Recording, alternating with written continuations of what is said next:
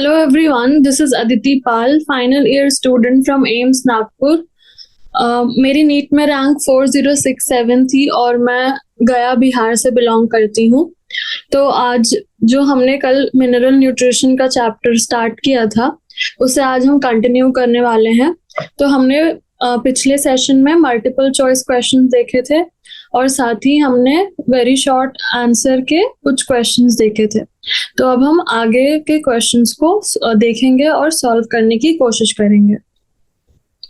तो सबसे पहले हमारा क्वेश्चन है, what is the function of leg haemoglobin in the root nodule of a legume.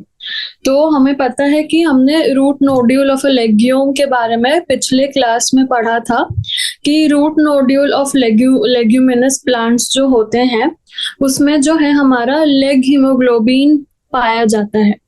तो जो रूट नोड्यूल्स होते हैं उनमें लेग हीमोग्लोबिन पाया जाता है, तो इसका क्या फंक्शन है, ये हमसे ये क्वेश्चन जो है पूछ रहा है। तो सबसे पहले तो root nodules of leguminous plants जो हैं उनमें एंजाइम होता है नाइट्रोजनेस और उसके साथ ही एक पिंक कलर्ड पिगमेंट होता है लेग हीमोग्लोबिन। तो क्योंकि ये पिंक कलर का है इसलिए हमने देखा था कि इसे हम हीमोग्लोबिन के जैसा नाम देते हैं, क्योंकि हमारा हीमोग्लोबिन भी पिंक या रेड कलर्ड पिगमेंट होता है और क्योंकि ये रूट नोड्यूल्स में है यानी सब प्लांट के सबसे डिस्टल पार्ट में है, तो हम लेग हीमोग्लोबिन इसे कहते हैं। तो जो लेग्यूमिनस प्लांट्स होते हैं वो नाइट्रोजन फिक्सेशन में पार्ट लेते हैं। तो नाइट्रोजन फिक्सेशन में पार्ट लेने की वजह से उनके पास नाइट्रोजनेज होता है एक, तो उसके बाद उसके साथ ही जो हमारे पास लेग हीमोग्लोबिन पिगमेंट है पिंक कलर का वो भी इन रूट नोड्यूल्स में पाया जाता है। क्यों?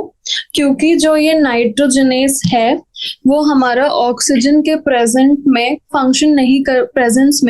फंक्शन नहीं कर सकता है और ये नाइट्रोजनेस ही रिस्पॉन्सिबल है नाइट्रोजन फिक्सेशन के लिए। तो अगर ऑक्सीजन है तो नाइट्रोजनेस फंक्शन नहीं करेगा तो नाइट्रोजन फिक्सेशन नहीं होगा।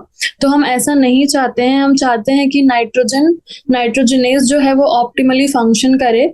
इसीलिए in root nodules of leguminous plants में लेग हीमोग्लोबिन नाम का पिगमेंट होता है जो नाइट्रोजनेस स्कैवेंजर की तरह एक्ट करता है। तो नाइट्रोजनेस स्कैवेंजर की तरह ये एक्ट करेगा और जो हमारे पास नाइट्रोजनेस की एक्टिविटी को रिटेन करने में हेल्प करेगा, यानी नाइट्रोजन फिक्सेशन हमारा सही से हो पाएगा। जो नाइट्रोजनेस एंजाइम है हमने देखा था कि नाइट्रोजन फिक्सेशन क्या है। नाइट्रोजन फिक्सेशन यानी कि जो एटमॉस्फेयर में नाइट्रोजन है या तो आप उसको अमोनिया में कन्वर्ट कर दीजिए या तो आप उसको नाइट्रेट्स या नाइट्राइट्स में कन्वर्ट कर दीजिए। तो इसको आप नाइट्रिफिकेशन भी बोल सकते हैं और इन सारे प्रोसेसेस को एक साथ आप नाइट्रोजन फिक्सेशन भी बोल सकते हैं। तो इतना हमने देखा था। उसके बाद जो नाइट्रोजनेस एंजाइम है वो एक्सट्रीमली सेंसिटिव टू ऑक्सीजन है, यानी ऑक्सीजन आया तो नाइट्रोजनेस काम नहीं कर पाएगा। तो नाइट्रोजनेस यानी हम कह सकते हैं कि जो नाइट्रोजनेस है वो सिर्फ एनारोबिक कंडीशंस में ही काम करेगा। एरोबिक कंडीशंस में नाइट्रोजनेस अपना काम सही से नहीं कर पाएगा। तो हमें क्या चाहिए? ऑक्सीजन स्कैवेंजर चाहिए। तो ऑक्सीजन स्कैवेंजर यानी ऑक्सीजन को नाइट्रोजनेस के पास बिल्कुल भी नहीं जाने देना है।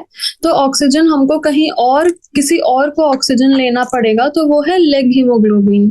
तो ये लेग हीमोग्लोबिन जो है ऑक्सीजन स्कैवेंजर की तरह एक्ट करेगा और क्या करेगा? एनारोबिक कंडीशंस बनाएगा for the nitrogenase enzyme and protects the enzyme from inactivation. तो हमें कैसे लिखना है ये आंसर? पहले तो root nodules of leguminous plants में लेग हीमोग्लोबिन तो होता ही है, साथ में नाइट्रोजनेस होता है। नाइट्रोजनेस होता है तो क्यों होता है? देन नाइट्रोजनेस का फंक्शन क्या है? फिर नाइट्रोजनेस का अगर ये फंक्शन है तो उस फंक्शन को अफेक्ट कौन करता है? तो ऑक्सीजन अफेक्ट करता है, यानी इस फंक्शन को या हैम्पर कर सकता है या इसकी एक्टिविटी को इनएक्टिवेट कर सकता है। तो ये हम बिल्कुल नहीं चाहते।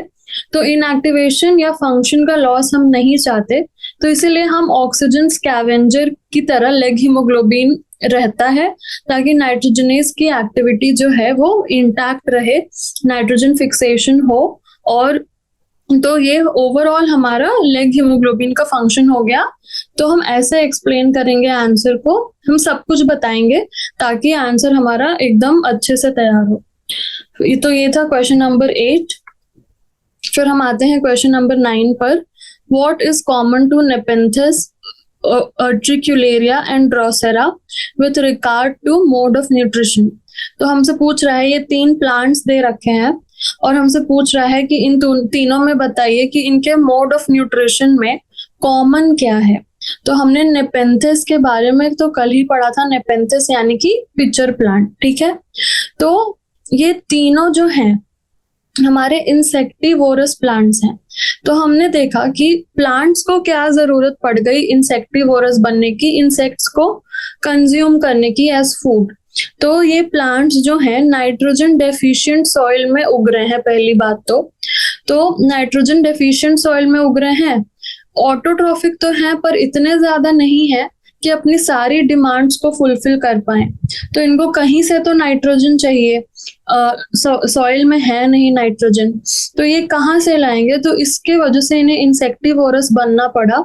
तो ये इंसेक्ट्स को कंज्यूम करते हैं और डाइजेस्टिव जूसेस के हेल्प से उनका मटेरियल डाइजेस्ट करते हैं और नाइट्रोजन को डायरेक्टली वहां से एब्जॉर्ब कर लेते हैं। तो इनकी रिक्वायरमेंट्स जो है ऐसे पूरी हो जाती हैं, जो भी इनकी नाइट्रोजन की रिक्वायरमेंट्स हैं by the help of these insects जो वो डाइजेस्टिव एंजाइम्स की वजह से डाइजेस्ट करते हैं, ठीक है। तो हमारे पास इंसेक्टिवोरस प्लांट्स वो प्लांट्स होते हैं जो फीड करते हैं insects for fulfilment of their nutritional requirements. तो अपने न्यूट्रिशनल रिक्वायरमेंट्स के लिए ये इंसेक्ट्स पे फीड करते हैं और इन्हें इसलिए हम इन्हें इंसेक्टिवोरस प्लांट्स कहते हैं। अब एग्जाम्पल्स हैं इनके नेपेंथिस, अर्ट्रिक्युलेरिया एंड ड्रोसेरा। तो हम यानी ऑटोट्रॉफिक यानी खुद का खाना खुद बना सकते हैं ये with the help of sunlight. They still have plant modifications to trap insects, क्योंकि ये कहाँ उगते हैं, ऐसे सॉइल में उगते हैं जहाँ नाइट्रोजन की डेफिशिएंसी है। तो नाइट्रोजन है नहीं सॉइल में, तो ये कहाँ से लाएंगे। तो इनको अब अपने आप को मॉडिफाई करना पड़ेगा ताकि ये इंसेक्टिवोरस बन जाए, इंसेक्ट्स को ये खा लें और इंसेक्ट्स के अंदर का नाइट्रोजन डाइजेस्टिव जूसेस के हेल्प से ये डायरेक्टली यूज कर पाए। So these plants are usually found in growing in soil deficient in nitrogen, where they replenish their nitrogen requirements by trapping insects. तो हमने सीखा क्या कि सॉइल होगा डेफिशिएंट इन नाइट्रोजन, तो यहाँ पे उगेंगे हमारे ऐसे प्लांट्स। तो इनको क्या करना पड़ेगा, अपने आप को मॉडिफाई करना पड़ेगा इनटू इंसेक्टिवोरस। इंसेक्टिवोरस से ये इंसेक्ट्स कंज्यूम करेंगे और इनको नाइट्रोजन मिल जाएगा जो कि यहाँ पे डेफिशिएंट था, तो वो यहाँ से मिल गया। यानी कुछ भी करके प्लांट्स को अडेप्ट करना है अपने आप को वहां पे रहने के लिए। तो सॉइल से तो मिलेगा नहीं नाइट्रोजन फिक्सेशन ये कर नहीं सकते, तो ये क्या करेंगे, अपने आप को मॉडिफाई करेंगे। तो नेपेंथिस या पिचर प्लांट में हमने देखा था कि जो लीफ होती है वो अपने आप को पूरा मॉडिफाई करती है इनटू अ पिचर के ऊपर रहता है लिड, और जैसे ही कोई इंसेक्ट उस लिड पे बैठता है तो वो उस पिचर पे बैठता है तो वो लिड क्लोज हो जाता है और उस पिचर के अंदर जो डाइजेस्टिव जूसेस हैं वो रिलीज होते हैं और फाइनली वो इंसेक्ट को डाइजेस्ट कर देते हैं और जो प्लांट है उसकी नाइट्रोजन रिक्वायरमेंट जो है वो फुलफिल हो जाती है, क्योंकि हमें पता है इंसेक्ट का जो एनिमल है उनकी बॉडीज में नाइट्रोजन होगा। तो ऐसे ये अपने नाइट्रोजन के रिक्वायरमेंट्स को फुलफिल कर लेते हैं आसानी से with modifications like formation of a pitcher, Venus flytrap हुआ हमारा, और Trichuleria and Drosera भी हमारे insectivorous plants हैं। तो ये था हमारे पास क्वेश्चन नंबर 9। अब हम आते हैं क्वेश्चन नंबर 10 पे। Plants with zinc deficiency show reduced biosynthesis of। तो ये हमसे पूछ रहा है कि जो प्लांट्स होते हैं जिंक डेफिशिएंसी जो जिनमें होती है उनमें किस चीज का सिंथेसिस जो है वो कम हो जाता है। तो हमने पढ़ा है, हमने जिंक के यूजेस में पढ़ा है कि जो जिंक है एक माइक्रो न्यूट्रिएंट है। पहली बात तो जिंक माइक्रो न्यूट्रिएंट है, और हमारे पास वो किस चीज के बायोसिंथेसिस में हेल्प करता है, तो it is essential for the synthesis of ऑक्सीन्स। तो जो ऑक्सीन हार्मोन है हमारे पास, फाइटो हार्मोन, उसके सिंथेसिस में हेल्प करता है जिंक, और साथ ही कार्बोक्सिलेजेस को एक्टिवेट करने में हेल्प करता है। तो जिंक के दो काम हो गए हमारे पास, synthesis of auxins and activation of decarboxylases. ठीक है, तो ये दो काम होते हैं हमारे पास जिंक के। तो और साथ ही ये माइक्रो न्यूट्रिएंट है। तो अगर जिंक की डेफिशिएंसी हो जाती है, तो जिंक की डेफिशिएंसी के वजह से हमें क्या क्या देखने को मिलता है प्लांट के अंदर। तो जिंक की अगर डेफिशिएंसी हो गई तो हमें क्या देखने को मिलेगा, शॉर्टेंड इंटरनोड्स एंड लीव्स देखने को मिलेंगे। तो आप देख सकते हैं यहाँ पे शॉर्टेंड इंटरनोड्स हैं और शॉर्टेंड लीव्स भी हैं। साथ ही हमारे पास मॉटल लीफ मिलेगा डिजीज ऑफ सिट्रस। तो हमें लीफ यहाँ पे मॉटल्ड दिख रही है, सिट्रस लीफ, यानी जो लेमन प्लांट की leaves, and khaira disease of rice. तो बिकॉज ऑफ जिंक डेफिशिएंसी हमें खायरा डिजीज ऑफ राइस भी देखने को मिलेगा। तो जिंक डेफिशिएंसी डिजीजेस हमें पता होना चाहिए, shortened internodes and leaf, mottling leaf disease of citrus, and khaira disease of rice. तो जो जिंक की डेफिशिएंसी है, it results in decreased biosynthesis of auxins in plants. तो ऑक्सीन्स अल्टीमेटली हम कह सकते हैं कि ऑक्सीन के नहीं होने की वजह से ये डिजीजेस हो रही हैं, क्योंकि ऑक्सीन की डेफिशिएंसी होगी। क्योंकि जब जिंक की डेफिशिएंसी है तो इनडायरेक्टली हम कह सकते हैं कि because of auxins this diseases are happening. तो यहाँ पे जो होगा, plants with zinc deficiencies show reduced biosynthesis of auxins। Auxins हमने देखा, और ऑक्सीन्स की डेफिशिएंसी से क्या क्या हो सकता है, हमारा मॉटलिंग ऑफ लीफ दिख सकता है, हमें शॉर्टेंड इंटरनोड्स एंड लीव्स दिख सकता है, and khaira disease of rice दिख सकता है। तो ये था हमारे पास क्वेश्चन नंबर 10। अब हम आते हैं क्वेश्चन नंबर 11 पे। क्वेश्चन नंबर 11 हमसे पूछ रहा है, yellowish edges appear in leaves deficient in dash mineral. तो कौन सा मिनरल है जिसकी डेफिशिएंसी से हमें येलोइश एजेस दिखते हैं लीव्स के अंदर। तो जो yellowish edges appearing in leaves है, उसको कहते क्या है। तो सबसे पहले हमें समझना है कि डेफिशिएंसी सिम्टम्स आखिर कब आएंगे।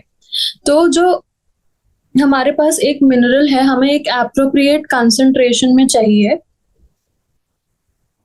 तो एप्रोप्रिएट कंसंट्रेशन में अगर हमें एक मिनरल चाहिए, तो और वो नहीं है हमारे पास, यानी lack of appropriate concentration of essential elements below critical concentration is causes deficiency symptoms. यानी एक क्रिटिकल कंसंट्रेशन हमने तय किया था एक मिनरल का फॉर अ प्लांट, पर उतने में नहीं मिला, उससे कम मिल रहा है वो मिनरल, तो ऑब्वियसली जो हमारा प्लांट है वो डेफिशिएंसी सिम्टम्स को शो करेगा।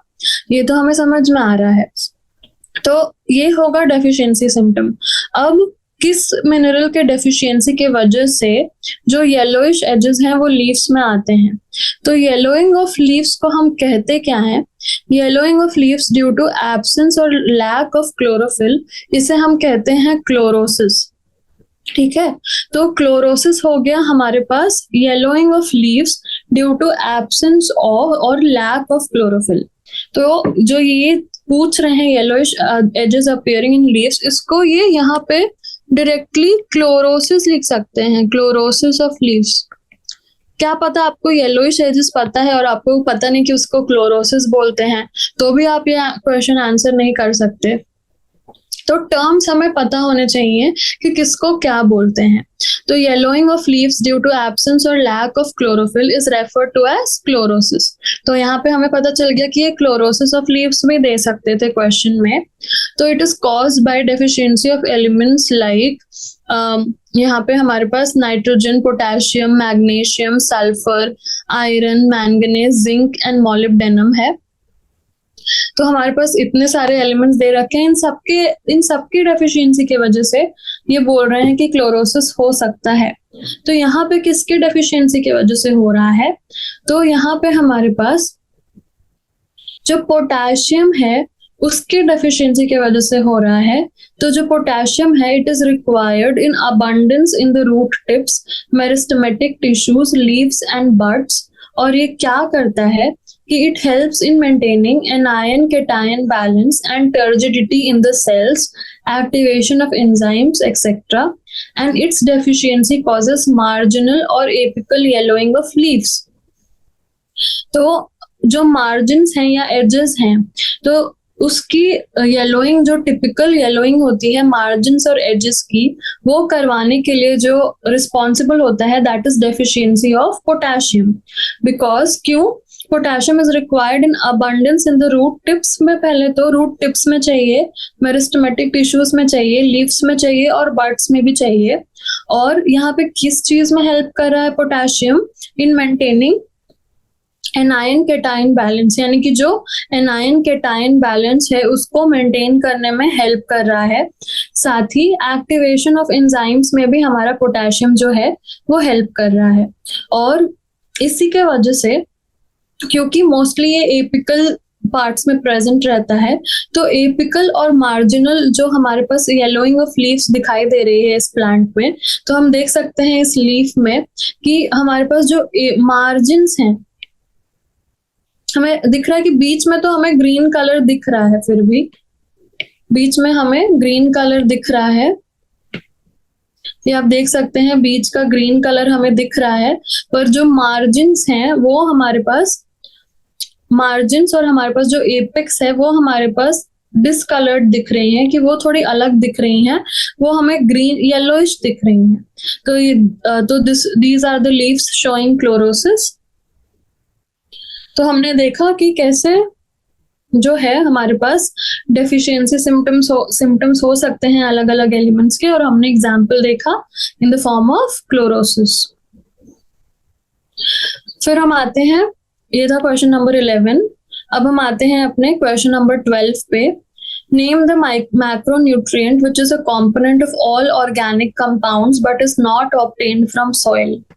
ठीक है, तो हमसे पूछ रहा है आप एक ऐसे मैक्रोन्यूट्रिएंट का नाम बताइए जो एक इसेंशियल कंपोनेंट है सारे ही ऑर्गेनिक कंपाउंड्स का, पर वो सॉइल से ऑब्टेन नहीं होता, यानी हम इस एलिमेंट को सॉइल से ऑब्टेन नहीं कर सकते। ठीक है, तो सबसे पहले मैक्रोन्यूट्रिएंट है, ये इन्होंने लिखा है, तो आपको पता होना चाहिए मैक्रोन्यूट्रिएंट्स कौन कौन से हैं, तभी तो उसमें से आप एक सिलेक्ट कर पाएंगे। तो मैक्रोन्यूट्रिएंट्स वो होते हैं which are present in larger amounts in the tissues of the plants. Larger amounts यानी कि क्या? That is more than 10 millimole per kg of dry matter. तो ये ज्यादा अमाउंट्स में प्रेजेंट होते हैं, mostly greater than 10 millimole per kg of dry matter. अब कौन कौन से होते हैं मैक्रोन्यूट्रिएंट्स वो हमें याद होना चाहिए। तो क्या क्या होते हैं हमारे? कार्बन होता है, CHO तो हमें CHON भी हमें याद रहता है। Carbon, hydrogen, oxygen, nitrogen. और कौन कौन से होते हैं? Phosphorus, sulphur, potassium, calcium, magnesium. तो हमें तो सबसे पहले मैक्रोन्यूट्रिएंट्स कितने कंसंट्रेशन में होते हैं हमारे बॉडी में, तो greater than 10 millimole per KG होते हैं, इतना पता होना चाहिए। अब इतना अगर हमें पता है तो ये पता होना चाहिए कि मैक्रोन्यूट्रिएंट्स हैं कौन कौन से। तो हमने देखा CHON यानी कार्बन, हाइड्रोजन, ऑक्सीजन, नाइट्रोजन है, साथ ही हमारे पास फॉस्फोरस एंड सल्फर है, उसके साथ हमारे पास पोटेशियम, कैल्शियम और मैग्नीशियम है। तो ये नाम आपको अच्छे से याद होने चाहिए कौन से मैक्रोन्यूट्रिएंट्स हैं। तो ये था हमारा, हमने देख लिया कि कौन कौन से मैक्रोन्यूट्रिएंट्स हैं। अब ये मैक्रोन्यूट्रिएंट्स आते कहाँ से हैं? तो out of all the macronutrients the source of hydrogen and oxygen are water. Water होता है H2O, तो हमारा हाइड्रोजन एंड ऑक्सीजन कहाँ से आता है? They come from water and air, ठीक है। इसके बाद carbon is also utilised from the carbon dioxide present in the air, ठीक है। तो हमारे पास यहाँ पे हाइड्रोजन और ऑक्सीजन ये कह रहे हैं कि हमें वाटर और एयर से मिलता है, और कार्बन भी हमारे पास carbon dioxide from the air से मिल जाता है। And the other macronutrients are mostly derived from the soil. तो कार्बन, हाइड्रोजन और ऑक्सीजन, यानी कि हाइड्रोजन ऑक्सीजन वाटर से मिल गया, एयर से मिल गया, और ये कहना चाह रहे हैं कि कार्बन हमारा कार्बन डाइऑक्साइड से आ जाता है।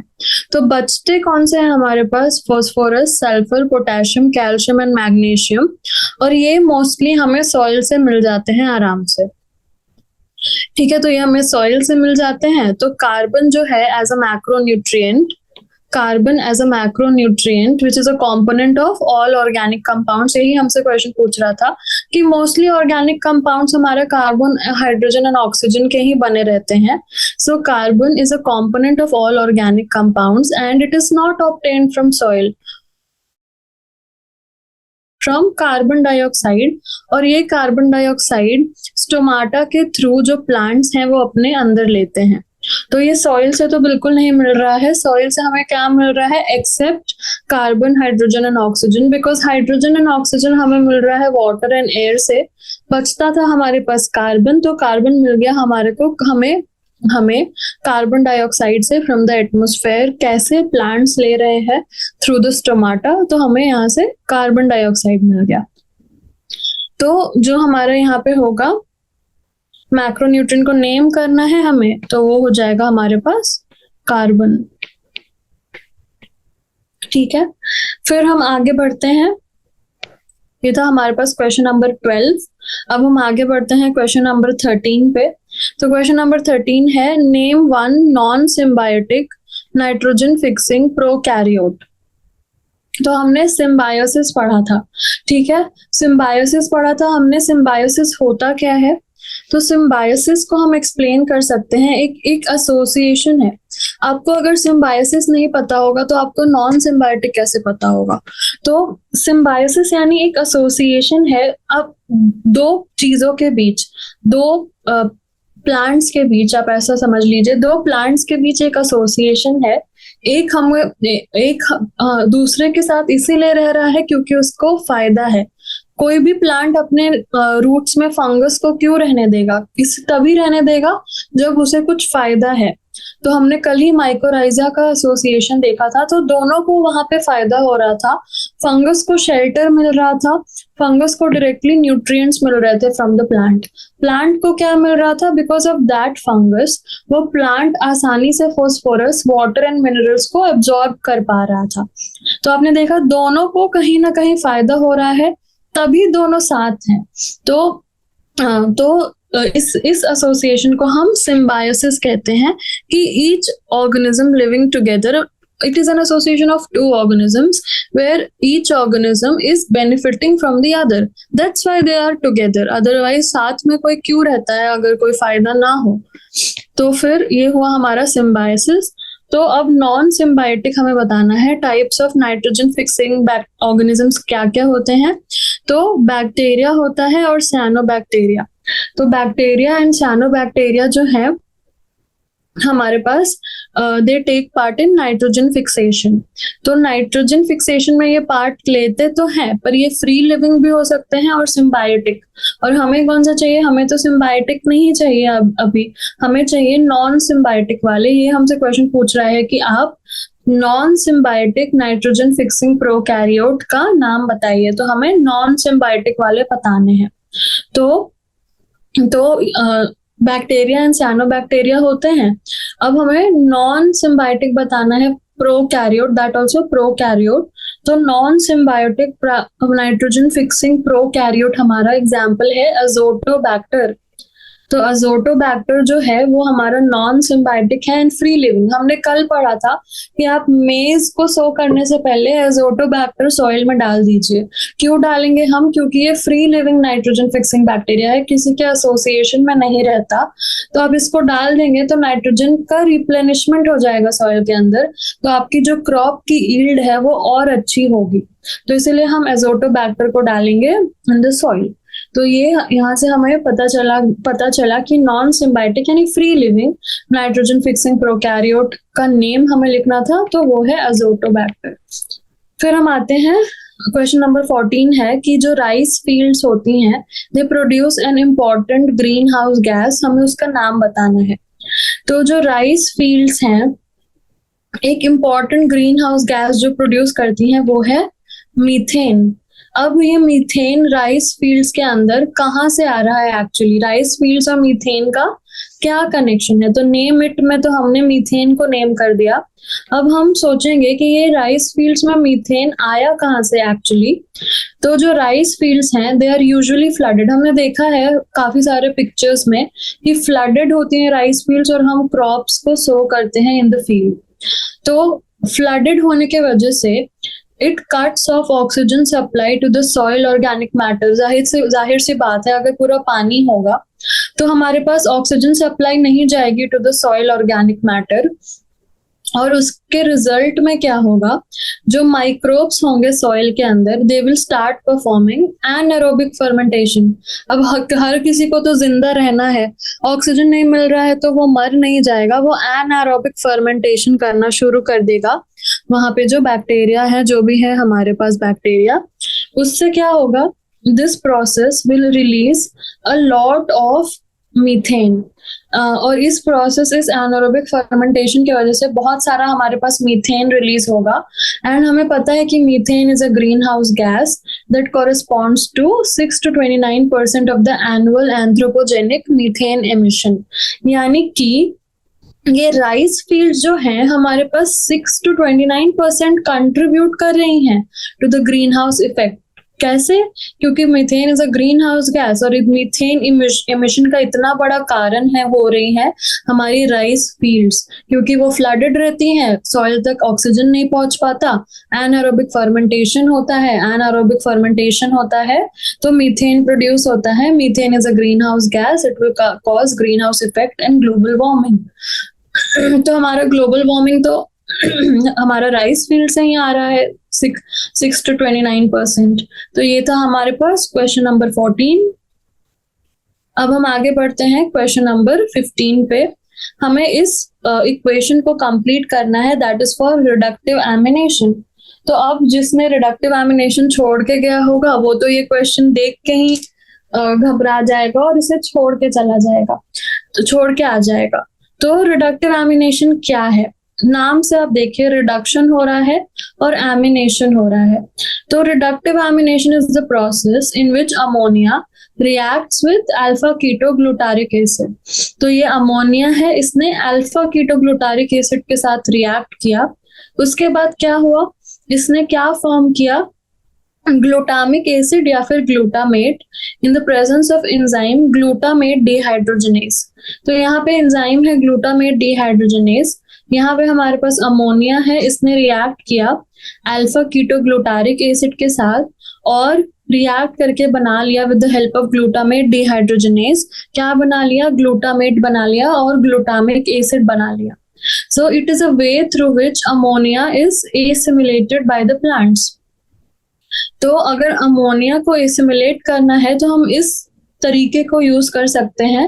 अमोनिया को अल्फा कीटोग्लूटारिक एसिड के साथ रिएक्ट कराएंगे हम इन the presence of glutamate dehydrogenase. तो हमारे पास क्या बन के आएगा? ग्लूटामेट बन के आएगा, और ये ग्लूटामेट फिर हमारा प्लांट जो है अपने अंदर एसिमिलेट कर लेगा। तो अमोनिया को एसिमिलेट कराने का ये एक तरीका है reductive ammunition. Glutamate is an important amino acid, ये हमें पता है। तो ये कंप्लीट इक्वेशन हमें क्या दिख रही है? रिडक्टिव यानी हमारे पास H+ जो है यहाँ पे NADPH NADP में कन्वर्ट हो रहा है, और यहाँ पे रिडक्शन हो रहा है जिससे अल्फा कीटोग्लूटारिक एसिड का रिडक्शन होके with ammonia it became glutamic acid और ग्लूटामेट, प्लस हमारा वाटर जो है वो निकल के आता है। तो ये है हमारा फुल इक्वेशन। कंप्लीट इक्वेशन क्या है? Alpha ketoglutarate plus NH4 plus, तो हमारे पास यहाँ पे क्या होगा? Alpha keto glutarate. इसने क्या किया? इसने अमोनिया के साथ रिएक्ट किया to form glutamate plus H2O, और यहाँ पे एंजाइम कौन सा है? Glutamate dehydrogenase. ठीक है, तो ये हमारा था क्वेश्चन नंबर 15।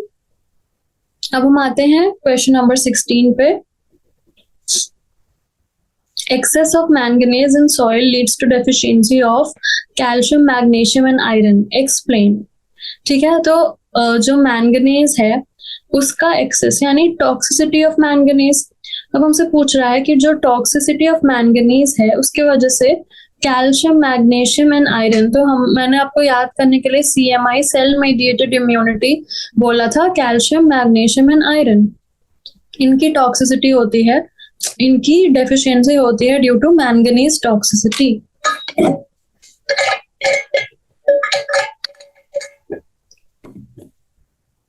तो जो माइक्रो न्यूट्रिएंट्स होते हैं अगर ये लार्ज अमाउंट्स में प्रेजेंट होते हैं, that is above their critical concentration, तो इससे उनकी टॉक्सिसिटी हो जाती है। तो यहाँ पे मैंगनीज टॉक्सिसिटी हो रही है। तो जो मेन इफेक्ट होता है इस टॉक्सिसिटी का, that the uptake of other elements are affected. इस एलिमेंट के एक्सेस होने के वजह से दूसरे एलिमेंट्स का अपटेक ही नहीं हो पा रहा है, ऐसा होता है। तो यहाँ पे मैंगनीज से किसका किसका होता है? CMI, calcium, magnesium and iron. तो क्या क्या इफेक्ट्स होते हैं हमने कल की क्लास में भी देखा था कि it will compete with iron and magnesium for uptake which results in reduction of their uptake। Uptake ही नहीं होने देंगे आयरन एंड मैग्नीशियम का। फिर अगर मैग्नीशियम का अपटेक हो भी गया तो मैग्नीशियम की बाइंडिंग को अफेक्ट करेंगे विथ एंजाइम्स। अगर बाइंडिंग नहीं हो पा रही है तो एंजाइम इंटरैक्शन नहीं हो पाएगा, एंजाइम एक्टिवेशन नहीं हो पाएगा, और एंजाइम का जो एक्टिविटी है वो एंजाइम कर ही नहीं पाएगा। ठीक है, तो मैग्नीशियम से ये बाइंड करने में भी अफेक्ट करने लगा अगर एक्सेस हो गया तो। उसके बाद it inhibits the translocation of calcium to the shoot apex, ये भी हमने देखा था। तो as a result the plant shows deficiency symptoms of calcium, magnesium and iron. As a whole हम देखें तो कैल्शियम, मैग्नीशियम, आयरन तीनों के डेफिशिएंसी सिम्टम्स हमें देखने मिलेंगे in the plant which is having manganese toxicity। अब जो मैंगनीज टॉक्सिसिटी है इसका कैरेक्टरिस्टिक फीचर क्या था? Brown spots surrounded by chlorotic veins. तो ब्राउन स्पॉट्स हो जाते हैं, ब्राउन मॉटलिंग हम कह सकते हैं। ये brown spots these are the characteristic of manganese toxicity. यानी अगर आपको ये लीव्स में दिख गए इसका मतलब आप डायरेक्टली इस प्लांट में तो मैंगनीज टॉक्सिसिटी हो रखी है। तो these brown spots are characteristic of हमारा जो है मैंगनीज टॉक्सिसिटी। तो ये था हमारे पास क्वेश्चन नंबर 16। अब हम आगे बढ़ते हैं हम शॉर्ट आंसर टाइप क्वेश्चंस पे। तो हमारे पास जो शॉर्ट आंसर टाइप क्वेश्चंस हैं उसमें पहला क्वेश्चन है, how is sulphur important for plants and name the amino acids in which it is present. तो अभी तक हमने सल्फर के बारे में कुछ भी नहीं पढ़ा, तो इस क्वेश्चन के थ्रू हम चलिए सल्फर के बारे में पढ़ते हैं। एक चीज हमने पढ़ी है कि सल्फर इज अ मैक्रोन्यूट्रिएंट। अभी जो हमने मैक्रोन्यूट्रिएंट्स के नाम याद किए तो सल्फर इज अ मैक्रोन्यूट्रिएंट। और हमने क्या देखा था फर्स्ट MCQs में कि it is an immobile element, कि ये इधर से उधर नहीं जाता, जिस जगह पे है उधर ही रहता है, यानी it is an immobile element. Now हम क्या देखेंगे कि इसके क्या फंक्शंस हैं। ठीक है, तो फंक्शंस हैं इसके कि it is a main constituent of coenzymes, vitamins and ferredoxin. तो जो सल्फर है ये बहुत सारे कोएंजाइम्स वाइटामिन्स, एग्जाम्पल भी दिया है हमें बायोटीन एंड थायमीन। तो जो बायोटीन एंड थायमीन है उसका कॉन्स्टिट्यूएंट है सल्फर। इसके साथ साथ ferredoxin, ferredoxin is a iron sulphur protein, FeS। FeS से आप याद रखिए, तो आयरन सल्फर प्रोटीन है तो जाहिर सी बात है सल्फर है उसमें। बायोटीन एंड थायमीन में भी सल्फर होता है। साथ ही साथ हमारे पास it is a constituent of coenzymes, तो काफी सारे कोएंजाइम्स है जिनका कॉन्स्टिट्यूएंट कौन है, तो सल्फर इनका कॉन्स्टिट्यूएंट है। और ये फेरेडॉक्सिन हमने फोटोसिंथेसिस में देखा था, तो it is important in electron transfer in photosynthesis. तो जो फोटो सिस्टम्स हैं जिसमें वेरियस हमारे पास कंपोनेंट्स होते हैं, उन फोटो सिस्टम्स का एक पार्ट है हमारे पास ferredoxin, and ferredoxin is an iron sulphur protein. तो एक तो हमें ये समझ में आया कि फेरेडॉक्सिन का कॉन्स्टिट्यूएंट है sulphur, which is an iron sulphur protein and it takes part in photosynthesis. दूसरा हमारा कोएंजाइम्स का पार्ट है, एंड तीसरा हमारा वाइटामिन्स का पार्ट है, for example biotin and thiamine. तो हम अगर यहाँ पे देखें तो हमने ये कवर कर लिया, कोएंजाइम्स, वाइटामिन्स एंड फेरेडॉक्सिन। उसके साथ साथ हमारे पास जो सल्फर है, हमें पता है कि जो प्रोटीन्स होते हैं उसमें डाइसल्फाइड ब्रिजेस होते हैं। हमने इम्यूनोग्लोबुलिन्स का भी स्ट्रक्चर पढ़ा है, तो हमें पता है कि सल्फर के वजह से वो दोनों चेन्स जो हैं एक दूसरे से ज्वाइंट रहती हैं। अब अगर सल्फर ही नहीं रहेगा तो ये दोनों चेन्स एक दूसरे से ज्वाइन कैसे होंगी? तो it plays a major role in forming tertiary and quaternary structure of proteins। ये तो बहुत इंपॉर्टेंट हो गया, क्योंकि अगर इंजाइम का टर्शरी, ये प्रोटीन का टर्शरी और क्वाटरनरी स्ट्रक्चर नहीं बनेगा तो हमारा इंजाइम्स का एक्टिव साइट कैसे बनेगा और कैसे इंटरेक्शन होगा, और ओवरऑल हमारा प्रोटीन्स का फंक्शन कैसे होगा without quaternary and tertiary and quaternary structure. So protein folding में भी हमारा जो है, प्रोटीन फोल्डिंग में भी हमारा सल्फर का बहुत ही इंपॉर्टेंट काम है। फिर हमें बताना है कि name the amino acids in which it is present. तो अमाइनो एसिड्स जिसमें सल्फर प्रेजेंट होता है, they are cysteine and methionine. तो हमारे पास सिस्टीन और मिथियोनिन के अंदर जो है सल्फर प्रेजेंट रहता है। So we had to name, तो हमने नेम कर दिया सिस्टीन एंड मिथियोनिन। ठीक है, तो आप इसको CSM से याद रख सकते हैं कि सल्फर प्रेजेंट होता है सिस्टीन और मिथियोनिन के अंदर। ठीक है, CSM, sulphur present in cysteine and methionine. So ये था हमारा क्वेश्चन नंबर 1। इसी के साथ हम आगे बढ़ते हैं, क्वेश्चन नंबर 2 देखते हैं। सो क्वेश्चन नंबर 2 है, how are organisms like pseudomonas and thiobacillus of great significance in nitrogen cycle. तो जो नाइट्रोजन साइकिल है, अब हमने नाइट्रोजन साइकिल जो है वो भी एक भी बार नहीं पढ़ा इस चैप्टर में अभी तक। तो जो नाइट्रोजन साइकिल है, ये हमें सिस्टीन और मिथियोनिन का थोड़ा स्ट्रक्चर बताया गया है। तो आप यहाँ पे सल्फर देख सकते हैं, और प्रोटीन फोल्डिंग तो हमें पता है, जो बॉन्ड्स बनते हैं in between tertiary and quaternary structures, तो हमें डाइसल्फाइड ब्रिजेस पता है। तो अब हमें देखना है किसके बारे में, तो नाइट्रोजन साइकिल के बारे में। तो नाइट्रोजन साइकिल क्या है? नाइट्रोजन साइकिल है एक, ठीक है। तो सर्कुलेशन हो रहा है नाइट्रोजन का between living organisms and the biosphere. तो जो लिविंग ऑर्गेनिजम्स है और बायोस्फेयर है, उनके बीच नाइट्रोजन का सर्कुलेशन को हम कहते हैं नाइट्रोजन साइकिल।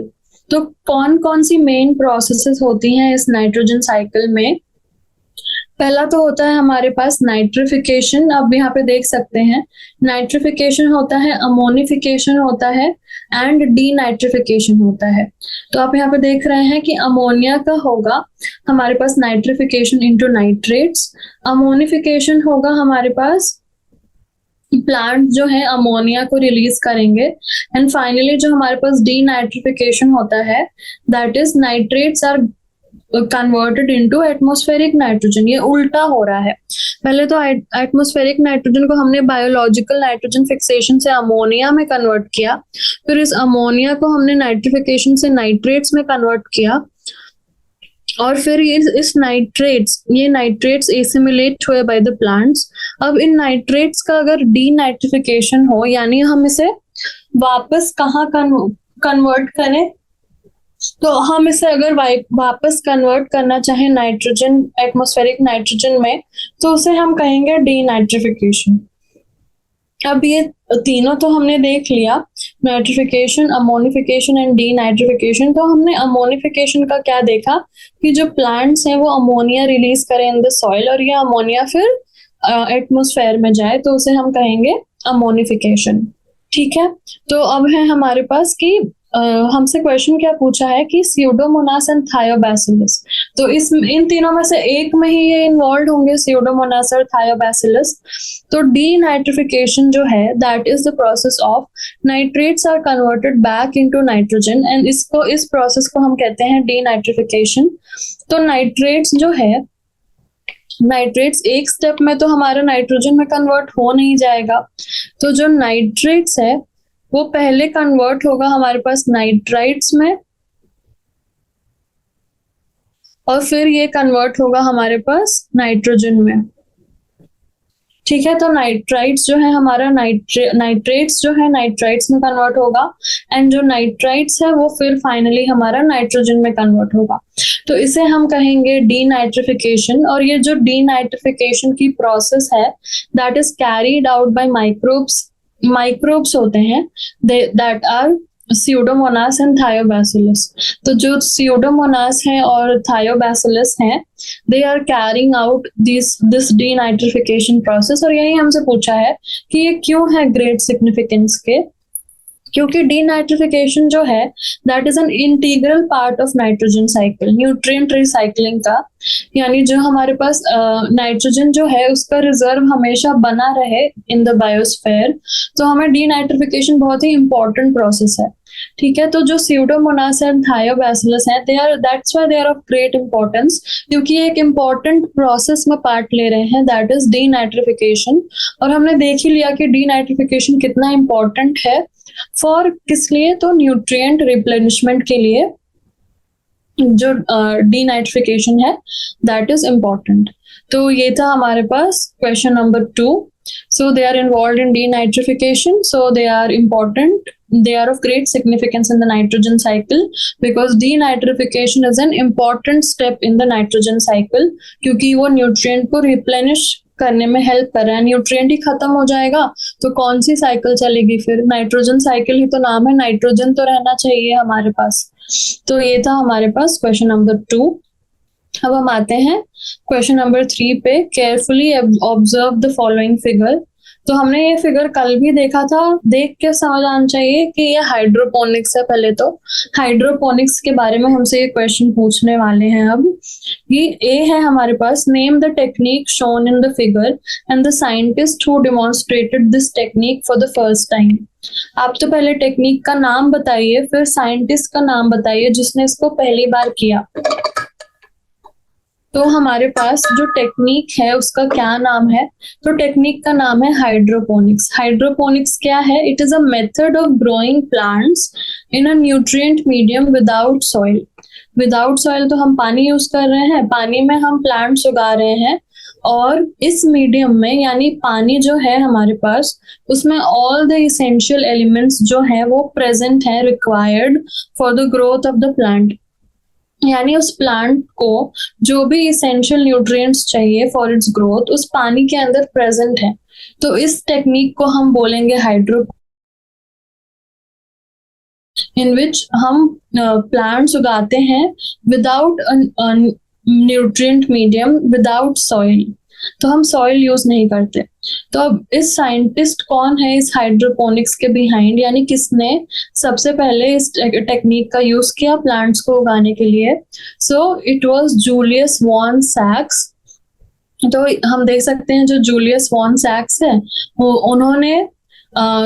उन्होंने जो हाइड्रोपोनिक्स की टेक्निक है उसको फर्स्ट डिमॉन्स्ट्रेट किया, and he was a German botanist. एक जर्मन बॉटनिस्ट थे जूलियस वॉन सैक्स, जिन्होंने इस टेक्निक को पहली बार हमें इंट्रोड्यूस कराया या फर्स्ट टाइम यूज किया फॉर ग्रोइंग प्लांट्स। ठीक है, अब हमारे पास दूसरा क्वेश्चन है इसमें, name at least three plants for which this technique can be employed for their commercial production.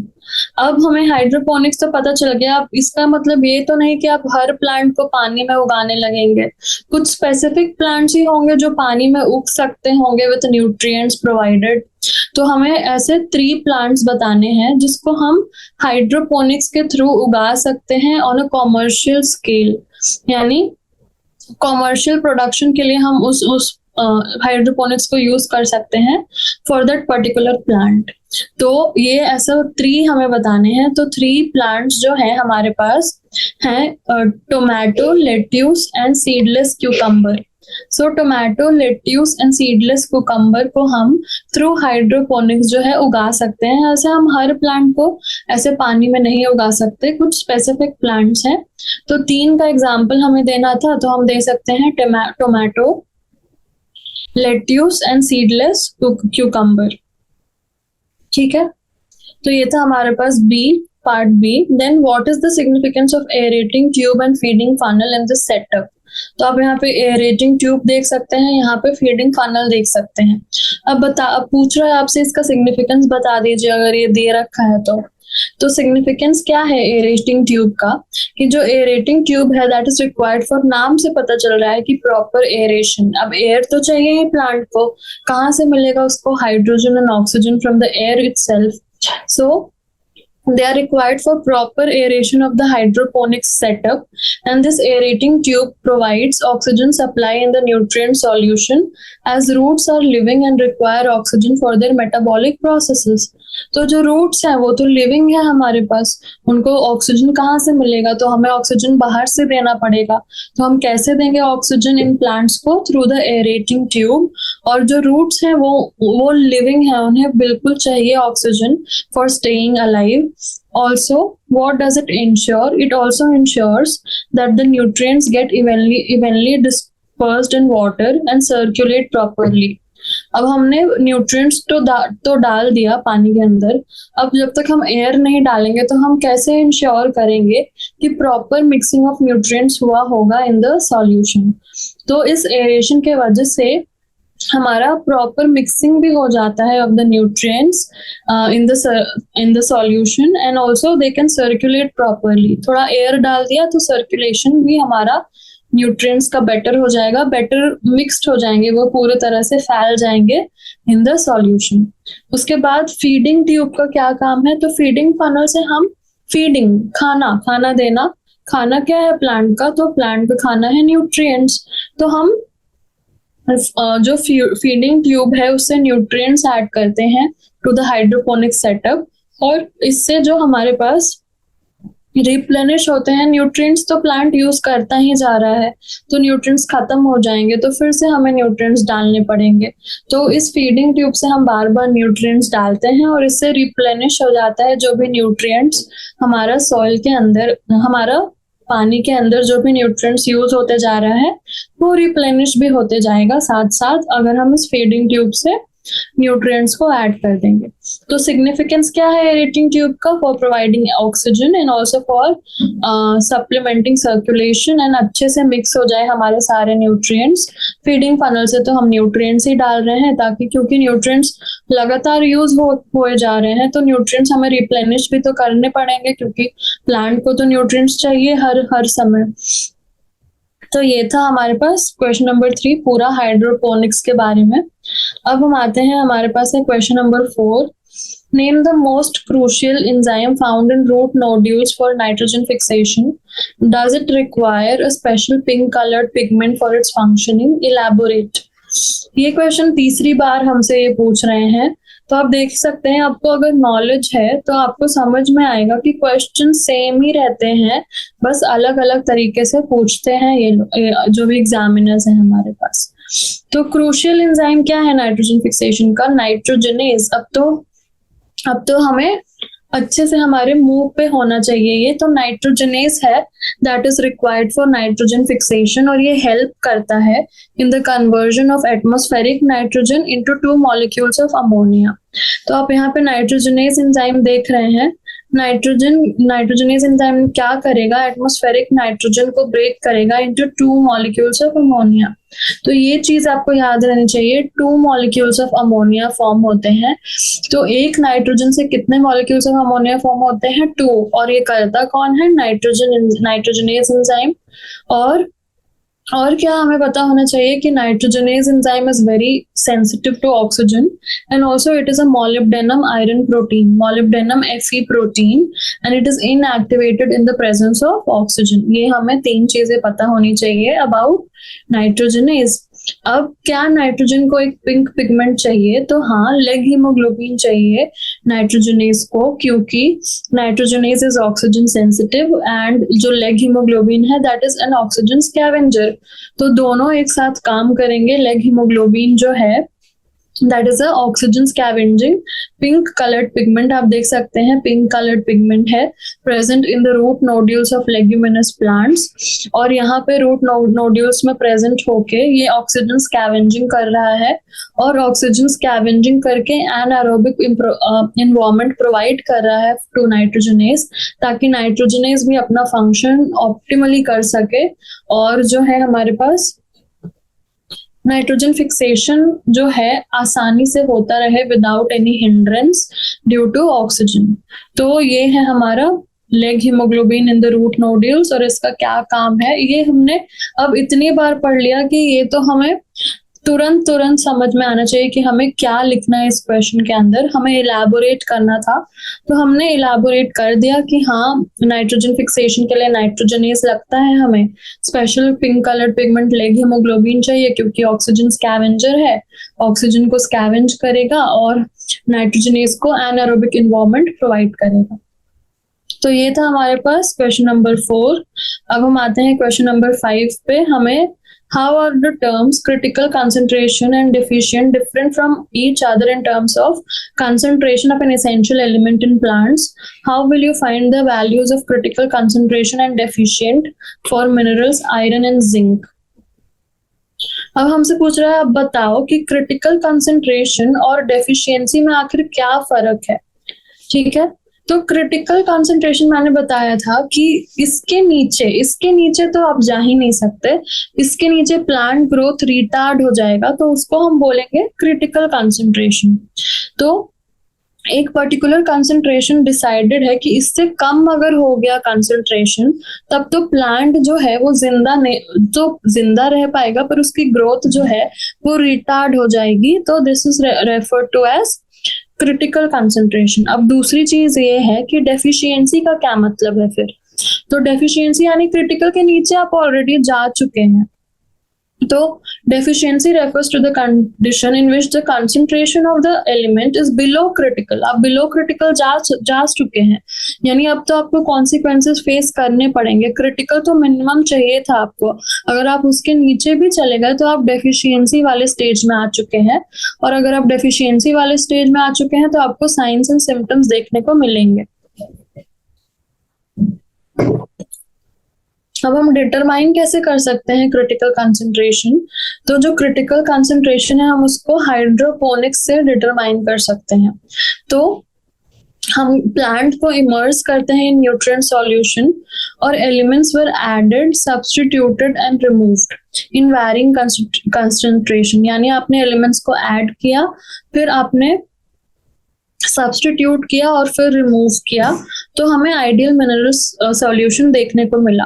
तो हम देखते हैं कि हम कैसे करेंगे। हम डिफरेंट हाइड्रोपोनिक सेटअप्स को यूज करेंगे, और जो न्यूट्रिएंट सॉल्यूशन है हम उसको इंक्रीजिंग कंसंट्रेशन ऑफ आयरन में रखेंगे, keeping the concentration of other elements constant. तो अगर हम आयरन का पता करना चाहते हैं तो हम आयरन के डिफरेंट कंसंट्रेशंस वाला हाइड्रोपोनिक सॉल्यूशन लेंगे, अलग अलग कंटेनर्स, और उसमें आयरन की अलग अलग कंसंट्रेशंस को डालेंगे। उसके बाद हम बाकी एलिमेंट्स को कांस्टेंट रखेंगे, क्योंकि हमें जो स्टडी करना है हम उसी पे ध्यान देंगे। तो हम बाकी एलिमेंट्स को कांस्टेंट रख रहे हैं और आयरन की कंसंट्रेशन धीरे धीरे बढ़ा रहे हैं या चेंज कर रहे हैं। और जो अदर कंडीशंस है of light, aeration and the type of plant, तो हम अदर कंडीशंस को बिल्कुल कांस्टेंट रख रहे हैं क्योंकि हमें बस आयरन को का देखना है क्रिटिकल कंसंट्रेशन। उसके बाद हम देखेंगे the growth of plants in different setups with respect to a particular parameter must be recorded every day. तो हम ग्रोथ को मेजर करेंगे, एक ही पैरामीटर हम चूज करेंगे और उसी को हम जज करेंगे इन एवरी प्लांट, एंड हम रिकॉर्ड करेंगे हर दिन इस चीज को। इससे क्या होगा कि after a set period of time the specific concentration of iron in the hydroponic setup with the plants showing stunted growth must be recorded। तो हम प्लांट्स को ऑब्जर्व करेंगे, आयरन की कंसंट्रेशन हमने डिफरेंट रखी थी इन द न्यूट्रिएंट सॉल्यूशन। तो एक ऐसा प्लांट होगा या कुछ ऐसे प्लांट्स होंगे जो स्टंटिंग शो करना शुरू कर देंगे। तो हम क्या करेंगे, हम उस स्पेसिफिक कंसंट्रेशन ऑफ आयरन को अपने पास लिख के रख लेंगे। अगर हम उसको मान लीजिए कि वो एक्स वैल्यू थी, तो जो एक्स है वो क्या देता है हमें, डेफिशिएंट कंसंट्रेशन वैल्यू। सो जहां से प्लांट ने स्टंटिंग शो करना शुरू की उसके जस्ट ऊपर वाली वैल्यू हमारे पास क्रिटिकल वैल्यू होगी, क्योंकि उसके जस्ट नीचे हम आए तो प्लांट की ग्रोथ रिटार्ड हो गई, तो हम उसको y मान लेते हैं कि y थी क्रिटिकल कंसंट्रेशन वैल्यू। तो उस प्लांट में जहां पे स्टंटिंग हमने ऑब्जर्व करना शुरू किया, एक तो हम उसको नोट करेंगे, उसको नाम देंगे x, वो हो जाएगा हमारे पास बिलो क्रिटिकल कंसंट्रेशन, एंड उसके जस्ट ऊपर वाली वैल्यू यानी उससे जस्ट ज्यादा कंसंट्रेशन वाला जो हमारे पास हाइड्रोपोनिक्स सॉल्यूशन होगा, that will be the one जो हमारा क्रिटिकल कंसंट्रेशन हो जाएगा। सो ऐसे हम करेंगे कि एलिमेंट्स को ऐड करेंगे, सब्स्टिट्यूट और रिमूव कर सकते हैं इन वैरिंग कंसंट्रेशंस। एंड ये जो हाइड्रोपोनिक्स सेटअप हमने देखा था कि एक हमें न्यूट्रिएंट सॉल्यूशन यूज करते हैं, वो हम कर सकते हैं। और हमने स्टेप्स एक एक करके देखे कि हम डिफरेंट हाइड्रोपोनिक सेटअप्स को यूज करेंगे एंड देन न्यूट्रिएंट सॉल्यूशन को हम वैरिंग कंसंट्रेशंस में लेंगे, बाकी सबको कांस्टेंट रखेंगे और हर एक